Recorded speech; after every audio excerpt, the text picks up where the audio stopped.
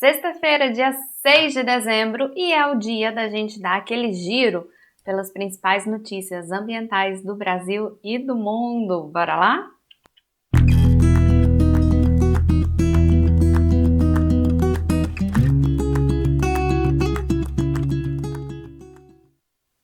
Olá, pessoal! Eu sou a professora Carolina Arantes. Para você que não me conhece, sejam bem-vindos aqui ao canal. Esse canal que é dedicado à produção de conteúdo relacionado ao meio ambiente. Se você não é inscrito, eu já te peço aí, então se inscreve no canal, deixa o like nesse vídeo e em outros vídeos, compartilhe. Isso é muito importante para a gente continuar fazendo aí, então, um trabalho legal com esse conteúdo que é tão importante, tá bom? Bom, toda sexta-feira, se você já está acostumado, toda sexta-feira a gente faz aqui um giro pelas principais notícias ambientais e comenta um pouquinho, então, do que está acontecendo, principalmente aqui no Brasil, mas lógico, né, no mundo todo também, sem deixar nada de lado, nada passar. Então a gente vai começar hoje com uma notícia fresquinha, hoje ainda, né? A gente teve aí o anúncio da conclusão das negociações do acordo de parceria entre o Mercosul e a União Europeia. Então, os presidentes do Brasil, Paraguai e Uruguai e da Comissão Europeia anunciaram hoje, então, essa conclusão definitiva das negociações deste acordo aí que é tão importante, né? Esse anúncio foi feito aí, então, numa cúpula do Mercosul, que foi iniciada hoje também em Montevidéu. Esse acordo agora vai passar por uma preparação, né, para ter toda a sua assinatura consolidada e tudo mais, mas esse momento aí já é um símbolo da conclusão desse acordo, que é um acordo muito importante, o maior acordo comercial já concluído pelo Mercosul e uma das maiores áreas livres de comércios bilaterais do mundo. Então, essa parceria entre Mercosul e a União Europeia. O processo todo de negociação foi iniciado no ano passado, em 2023, quando o Mercosul, sob a coordenação do Brasil, e a União Europeia retornaram às tratativas bilaterais. Nesses 2 anos, então, aí, né, já que o acordo passa a valer o ano que vem, nesses 2 anos foram realizados um total de 7 rodadas de negociações presenciais entre os 2 blocos, todas elas acontecendo em Brasília, aqui no Brasil. De forma muito inovadora, esse acordo abre a oportunidade de comércios e investimentos, sem comprometer a capacidade para a implementação de políticas públicas em áreas cruciais como a saúde, o desenvolvimento industrial e a inovação. Sob a orientação do presidente Lula, o texto, então, que vai pautar esse acordo, que foi anunciado hoje, assegura a preservação de espaço para políticas públicas em compromissos sobre compras governamentais, comércio no setor automotivo e exportação de minerais críticos. O acordo também oferece um mecanismo para lidar com eventuais impactos negativos de medidas unilaterais que possam afetar a exportação no Mercosul. Os 2 blocos, Mercosul e União Europeia, acordaram compromissos em matérias de desenvolvimento sustentável que adotam abordagens colaborativas e equilibradas, reconhecendo que os desafios nessas áreas são comuns e devem ser enfrentados de forma cooperativa. Esse acordo ainda vai aprofundar a integração regional aqui no Mercosul, entre Argentina, Uruguai, Paraguai e o Brasil, com mercados externos. Então, esse acordo, o texto, né, original, aí o texto que vai pautar todas as ações do acordo ainda vai ser estabelecido, mas como a gente viu, vem aí então uma parte muito importante relacionada ao desenvolvimento sustentável, né, ações relacionadas a desenvolvimento sustentável também.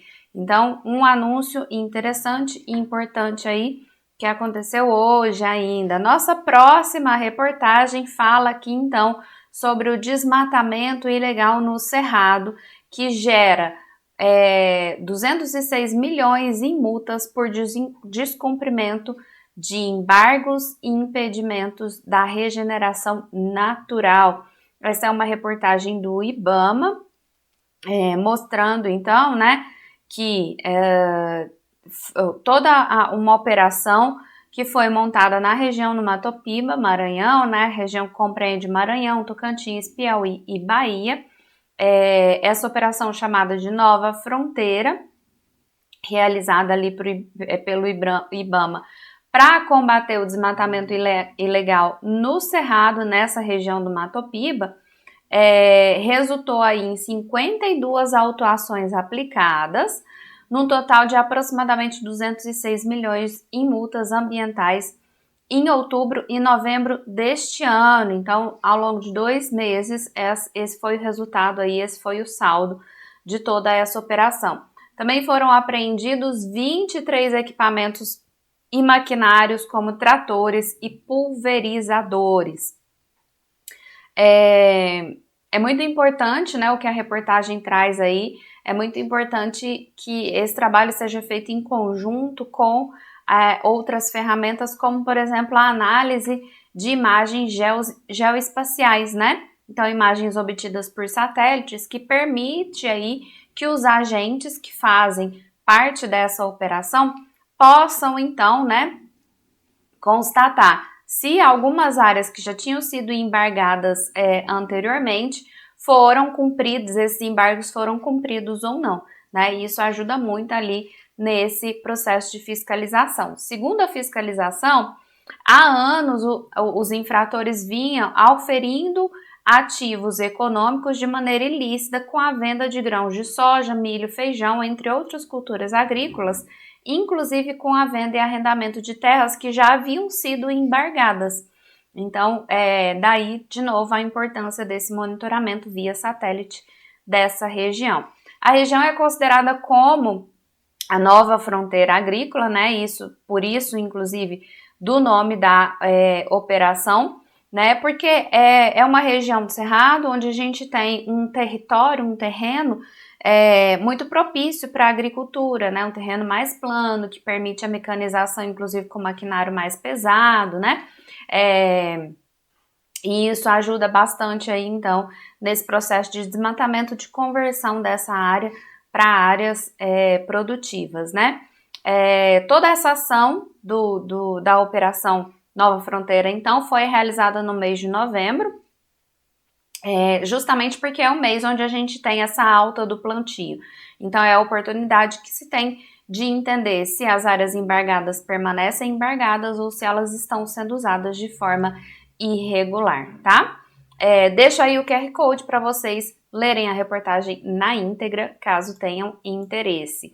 Agora a gente vai aqui para uma reportagem do Instituto Chico Mendes, né, de Conservação de Biodiversidade, o ICMBio, mostrando aí que houve um seminário, então, com a discussão do RID+, e mercado de carbono em unidades de conservação. A gente já discutiu aqui em vários momentos, né, a importância da gente ter a regulamentação do mercado de carbono, né, e isso foi inclusive discutido na última COP, na cúpula do G20 que a gente teve aqui no Brasil, de como isso é importante. E aqui nesse seminário, uma importante discussão é como a gente trazer, então, esse mercado de carbono para as unidades de conservação, para que as unidades de conservação consigam, então, participar disso. Hoje houve um evento aqui em Brasília, do ICMBio, então, promovendo toda essa discussão em parceria com o Ministério do Meio Ambiente e Mudança do Clima e várias outras instituições, para que houvesse esse diálogo aí sobre mudança climática, né, sobre a própria questão, né, das emissões de gases de efeito estufa, dessas áreas que são importantes sumidouros, como é o caso das áreas de unidade de conservação, que acabam ajudando muito nisso, né, e aí a ideia desse evento foi, então, discutir aí como aplicar o mercado de carbono dentro de unidades de conservação, tá bom? Deixo o QR Code aí na tela também, para vocês lerem a reportagem na íntegra. Bom, a gente tem aqui, lógico, essa semana não podia deixar de falar dessa grande polêmica que foi a discussão da PEC que permite a venda de terrenos da União na beira da praia. Então, novamente, né, essa PEC foi alvo ali, né, figurou no cenário do Senado como sendo, né, prevista a sua votação para quarta-feira dessa semana. Isso acabou não acontecendo devido a toda essa pressão que a gente teve social em torno dessa PEC, que é intitulada PEC das Praias, tá? Então, em maio, houve um debate sobre isso, em maio desse ano já houve um debate sobre isso, teve também uma repercussão muito negativa, e aí essa PEC ficou parada. E aí agora, a comissão, então, resolveu retomar o texto dessa PEC. A proposta da PEC é estabelecer um mecanismo de venda de áreas à beira-mar que pertencem à União. Na prática, o projeto abre brecha para privatizar o acesso à praia e não a praia em si, tá? Não é dar propriedade sobre aquela faixa de areia, mas que permite ali, então, a privatização do acesso, né? Que também já vai contra muita coisa, muita legislação que a gente tem desse acesso livre de ir e vir e tudo mais, né? Se essa PEC for aprovada ali pela CCJ, essa matéria ainda tem que passar, lógico, isso não vira lei imediatamente, isso tem que passar por votação nas duas casas, né? E aí depois isso ainda vai para a sanção presidencial, né? Então a ideia era justamente que isso fosse discutido na CCJ para ser aprovado na CCJ e poder entrar, então, como votação nas duas casas, Câmara e Senado, para depois, então, se tornar uma lei, né? O novo texto, esse texto da PEC, proíbe qualquer forma de utilização do solo que impeça ou dificulte o acesso da população às praias, tá? Então, desde que essa PEC tenha, né, a correção para proibir que haja aí, então, né, a dificultação, né, ou a proibição do acesso às praias, esse texto, então, pode ser votado, né? Isso é o que as pessoas lá dentro da Câmara e do Senado brigam por, tá? Como que acontece hoje? Hoje a gente tem toda essa área à beira-mar, que a gente chama de área de à beira-mar, são terrenos da Marinha, são considerados terrenos da Marinha, tá? Isso corresponde a uma faixa de 33 metros depois do ponto mais alto que a maré atinge. Então, toda essa área são terrenos da Marinha. Ou seja, né, de acordo com essa indicação que a gente tem, as praias e o mar, esses terrenos não abrangeriam a praia e o mar em si, né, que são as áreas frequentadas por banhistas, né? Essa parte continuaria pública, de acordo com o que a gente tem hoje, são áreas públicas. Então, os terrenos da Marinha correspondem a uma camada mais atrás da praia, onde fica geralmente hotéis e bares, tá? E aí, essa área de faixa de areia ali, onde a gente efetivamente tem os banhistas, isso é área pública. Bom, então, a gente tem, hoje essa configuração que a gente tem, tá? E aí, para a gente ter, então, empreendimentos nessas áreas, que são áreas, terrenos da União, terrenos da Marinha, hoje existe uma política específica, né? Então, os empreendimentos têm que pagar um imposto específico para usar aquilo ali. Como que ficaria com essa nova PEC, né? Então, o texto que está sendo discutido lá no Senado, ele prevê autorização para a venda dos terrenos de marinha a empresas e pessoas que já estejam ocupando a área. Então, a ideia seria vender esses terrenos para empresas que já estão lá fazendo essa ocupação, tá? Pelo projeto, os lotes deixariam de ser compartilhados entre o governo e quem ocupa, que é o que acontece hoje. Então, existe, né, uma uma concessão de uso, vamos dizer assim, então deixaria de ser compartilhado e passaria a ter, então, né, um dono, que seriam, então, os hotéis, os resorts, enfim, quem já ocupa ali, tá? E aí a PEC fala que permaneceria do governo, da União, apenas as áreas não ocupadas e os locais onde são prestados serviços públicos, como portos e aeroportos, por exemplo, tá?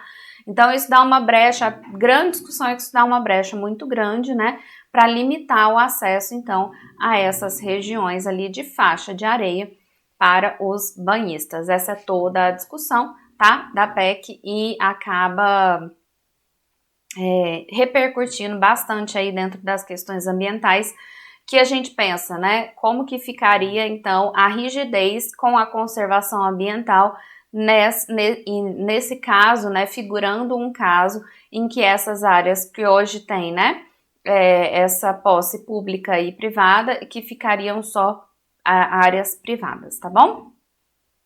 Deixo o QR Code aí na tela para vocês lerem a reportagem na íntegra. Outra coisa que viralizou aí, então, de notícia essa semana é a condição em que se encontram algumas regiões dos estados do Amazonas, do Pará principalmente, né? Inclusive destacando a própria cidade onde vai sediar a COP de 2030 no ano, a COP 30 no ano que vem, tá? Que é a cidade de Belém, que está totalmente encoberta por fumaça. Essa fumaça acontece por conta dos focos de incêndio que a gente tem na região amazônica. São quase 135 mil focos de incêndios até novembro na região amazônica, que é a maior indícios, né, a maior ocorrência de focos de incêndio em quase 2 décadas. Então isso é bastante preocupante, é uma época seca, né? A gente está na época de seca na região amazônica, de baixa vazão dos rios, né? Uma época de menor pluviosidade, e esses incêndios têm preocupado bastante pela sua frequência e pelas consequências que isso acaba causando, inclusive encobrindo o céu aí de grandes cidades e importantes cidades, né? Então, o que a reportagem traz aí é que nos primeiros 11 meses do ano, o número de focos de incêndio na região amazônica aumentou 43,7% em comparação com o ano passado. Até 30 de novembro, a gente já tinha aí, então, quase 130 mil focos registrados no bioma. E no mesmo período do ano passado, o número era de 93 mil focos registrados, né? O recorde é de 2017, onde a gente teve 181 mil focos registrados, né? Esses dados são aí do programa Queimadas do Instituto Nacional de Pesquisas Espaciais, do INPE, tá? Então, a gente sabe que apenas aqui no mês de novembro, a reportagem mostra que só aqui no mês de novembro foram registrados mais de 14 mil focos de incêndios na Amazônia, o que representa um aumento de 1,5% em comparação a novembro do ano passado, tá? É lógico que isso traz uma preocupação muito grande, né, sobre essas condições, né, sobre o efeito desses focos de incêndio nas condições climáticas e frente à grande crise climática mundial que a gente vive hoje. Então, é importante a gente apontar isso, que existe, né, uma redução do desmatamento, mas que o incêndio esses focos de incêndio acabam aí, então, trazendo um alerta importante, né? Lógico que todo o histórico de desmatamento acumulado ali dessa área traz, então, né, um agravamento para a crise climática. A crise climática sendo agravada, a gente tem cada vez mais possibilidades de focos de incêndio por conta da extensão, da intensidade das secas que acontecem nessa região, e isso acaba virando, então, né, uma bola de neve aí, e as coisas vão acontecendo com mais frequência, com mais intensidade, e deixando aí muito mais consequências de degradação ambiental nessa região, tá? A gente teve também esse ano focos de incêndio no Cerrado e no Pantanal, mas que são regiões que nessa época já começam, então, a receber maior pluviosidade, então por isso a gente não tem ali, né, hoje, agora, nessas regiões um problema tão grande quanto que a gente tem tido na região amazônica aí, em 2 pontos, né? Tanto com a seca extrema, pensando que grande parte das comunidades na região amazônica sobrevivem e se locomovem por rios, né, via fluvial. Então, esses rios estão com uma vazão baixíssima. A gente tem várias crianças, por exemplo, com problema de ir para a escola, regiões com problema de abastecimento por causa disso, e agora essa grande massa de ar poluído pelas questões de incêndio na região da Amazônia. Então, deixa aí para vocês o QR Code, caso vocês queiram ler a reportagem na íntegra. Nossa próxima reportagem continua falando de mudanças climáticas. Eu acho que, infelizmente, não vai ter nenhum dia que eu venha aqui que eu não destaque alguma reportagem que fale sobre isso, mas é esse estudo que foi divulgado, então, e fala, prevendo, né, que o primeiro dia sem gelo no Ártico pode acontecer já em 2027, gente. 2027 é ali, né, daqui uns dias. Então, esse estudo foi publicado no dia 3 de dezembro, terça-feira dessa semana, em uma revista científica chamada Nature Communication, e apontou que o derretimento total do gelo marinho na região do Ártico pode acontecer no verão de 2027. É uma pesquisa inédita que usa, então, né, dados, ela é baseada em dados, vários tipos de dados, tanto em loco quanto dados via satélite, e fazendo a compilação desses dados, os pesquisadores criaram ali um modelo matemático mostrando, né, essa redução ali da área de gelo no Ártico e qual é a tendência disso. E o resultado, então, o resultado mais pessimista mostra que esse evento do degelo total, ele pode ser visto daqui 3 ou 4 anos no máximo, tá? Os pesquisadores explicam como que isso foi feito, as simulações, né? Falam que essas simulações estão disponíveis ali para as pessoas que queiram, então, se aventurar em ver aquilo ali, né? Mas apontam para isso, né? E para esse derretimento. E destacam as principais causas. Então, primeiro, o aquecimento das correntes oceânicas, que acabam desempenhando um papel muito importante ali nesse processo, porque vai afinando a camada de gelo e derretendo essa camada de gelo por baixo ao longo de todo o ano. Então, quando chega no verão, que a temperatura nesse local é naturalmente mais alta, isso acaba resultando aí num degelo mais rápido, né? Uma velocidade mais rápida, né?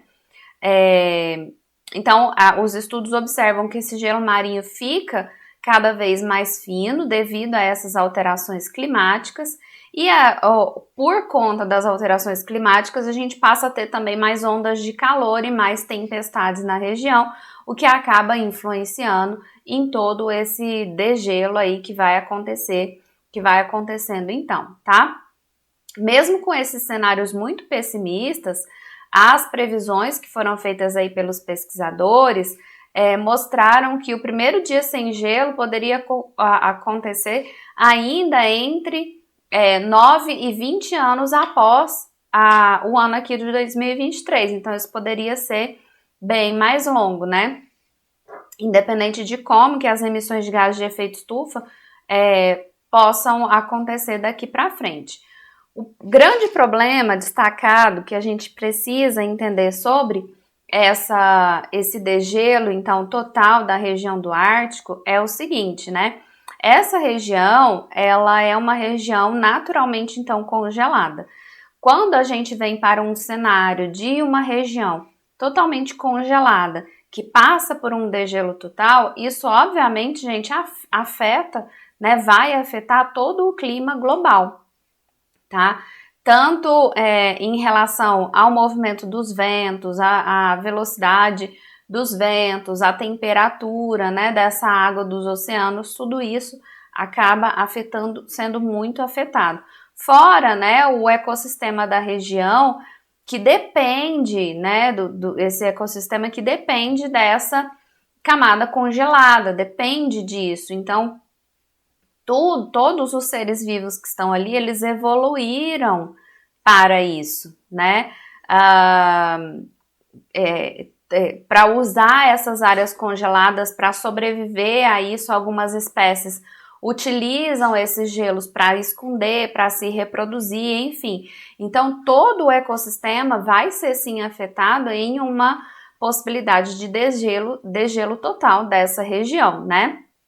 E lógico, a gente tem as cenas, né, emblemáticas dos ursos polares que acabam ficando isolados ali, então, naquelas placas de gelos, que eles usam essas placas, gente, para caçar o seu alimento. Então, não tendo essas placas, isso vai impactar muito na caça desses animais para sua subsistência, para sua alimentação, né? Os pesquisadores ponderam ainda que é difícil precisar um dia sem gelo, se só um dia sem gelo, né, nessa região, poderia ser suficiente para afetar drasticamente ou quanto, né, que isso afetaria algumas espécies que necessitam desse gelo aí então, né? Isso é uma coisa que demanda tempo de observação, segundo eles, mas que com certeza, né, a falta do gelo traz sim uma consequência grande para esses animais aí, fora, né, esse efeito desestabilizador do clima, resultando aí em mais eventos extremos em outras regiões, em especial aí no hemisfério norte, né, que é onde a gente está na região do Ártico, tá? O estudo vai alertar ainda que sim, a redução das emissões de gases de efeito estufa pode desacelerar esse processo, né? Porque é o que tem efetivamente gerado esse aumento de temperatura, em especial da água do oceano, e que pode desacelerar, então, esse processo aí de descongelamento, fazendo com que a gente tenha uma distância um pouco maior do que esse 2027 aí, então. Então, eles defendem essa meta ali do aumento global de temperatura ficar em até 1,5 grau, para que a gente tenha menos consequências como essa apontada aí. Deixo o QR Code na tela, caso vocês queiram ver a reportagem na íntegra. Uma outra reportagem interessante dessa semana foi essa descoberta, então, né, de uma raridade, um fotógrafo que flagrou uma medusa comedora de águas-vivas de 10 metros em São Paulo, tá? Essa espécie que vocês estão vendo aí na foto, né, é um print de um vídeo, na verdade, ela se chama Drymonema gorgus, tá? Uma espécie de medusa, é a maior medusa presente na costa brasileira, que foi flagrada por um fotógrafo na ilha de Montão de Trigo, na divisa entre as cidades de São Sebastião e Bertioga, no estado de São Paulo. Então, esse fotógrafo viu essa mancha e achou que fosse uma tartaruga. Quando chegou perto, ele se deparou aí, então, com essa água-viva gigante, né? O que ele achou que fosse uma água-viva gigante, que é essa espécie de medusa aí, então, tá? Então, a gente tem, a reportagem fala e como que ele encontrou, né, essa água-viva, que ele costuma mergulhar e tudo mais, né? E aí, o que a explicação para encontrar essa água-viva, então, nessa região, é que a gente tem aí, então, é por conta da temperatura da água, tá? Nos dias anteriores ao dia em que ele fotografou essa medusa, a água estava bem clara e quente, em torno de 24 graus Celsius, né? E aí a gente teve uma redução da temperatura. No dia que ele fez o registro mesmo, estava a 15,5 graus Celsius, e isso pode ter favorecido aí, então, a chegada dessa espécie aí na superfície para ela ser vista pelo fotógrafo, né? Um especialista e um biólogo especialista em vida marinha da Universidade Federal de Santa Catarina disse e explicou que realmente, né, a temperatura da água naquele dia pode ter sido uma explicação para que essa espécie estivesse menos profunda, né, estivesse menos submersa ali, porque ela vive em lugares mais profundos no oceano, né? Então, quando essa espécie costuma ser vista na superfície, é possível que esteja acontecendo um fenômeno chamado de ressurgência, que consiste na subida das águas profundas e frias para a superfície do oceano, né? Então, como a gente teve, né? Como o fotógrafo explicou que nesse dia a água estava mais fria, pode ser que esse momento de ressurgência estivesse acontecendo e isso favorece, então, né? Com que esses animais venham ali, então, para a superfície por conta disso, tá? Ele diz ainda que esse não foi o único relato que ele viu, né? Que ele viu outras águas vivas por ali, o que corrobora um pouco com o que foi explicado pelo pesquisador, né? Pelo professor ali, né?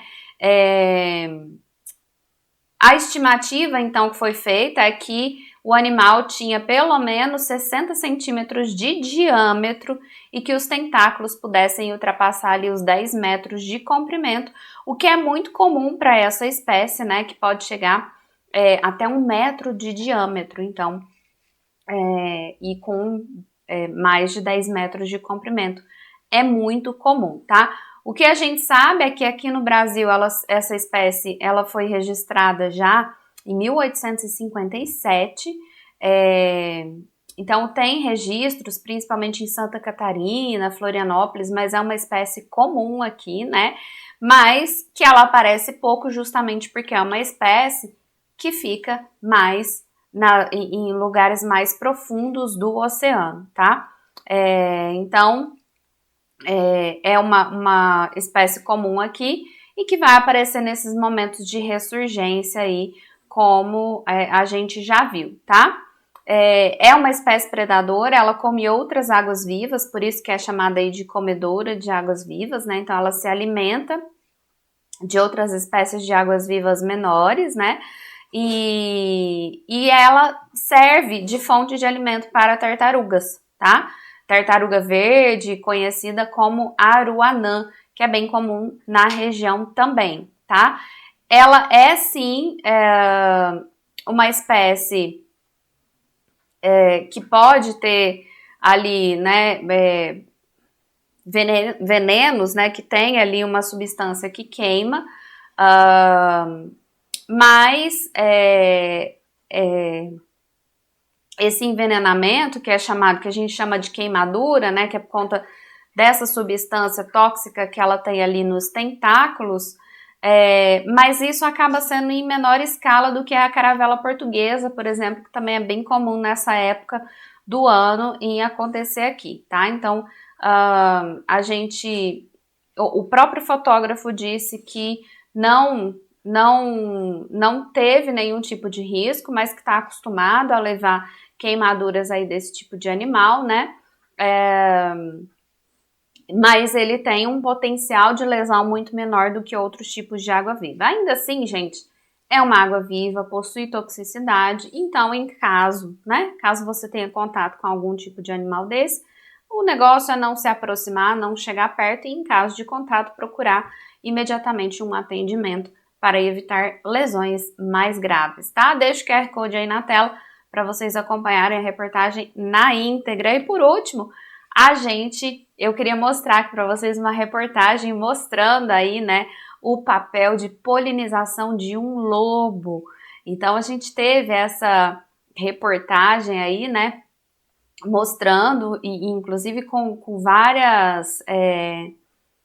vários vídeos também mostrando esse papel ainda desconhecido, né, de carnívoros como polinizadores. Então, isso foi um estudo que foi publicado na revista Ecology no dia 19 de novembro e mostrou aí a teoria de que os lobos possam ser, né, o lobo antílope possa ser aí, então, um importante agente polinizador, que foi porque a gente tem aí registro, então, dessa espécie, Canis simensis, se alimentando de néctar de flores, essa flor aí da espécie Quinifolia foliosa. Então, isso que ele tá comendo amarelinho ali é uma flor, né, é uma planta da região das montanhas Bali, no sul da Etiópia, e acaba sendo aí, então, é uma espécie endêmica da Etiópia, e acabou entrando para o cardápio dos lobos antílopes, e aí eles acabam se transformando aí então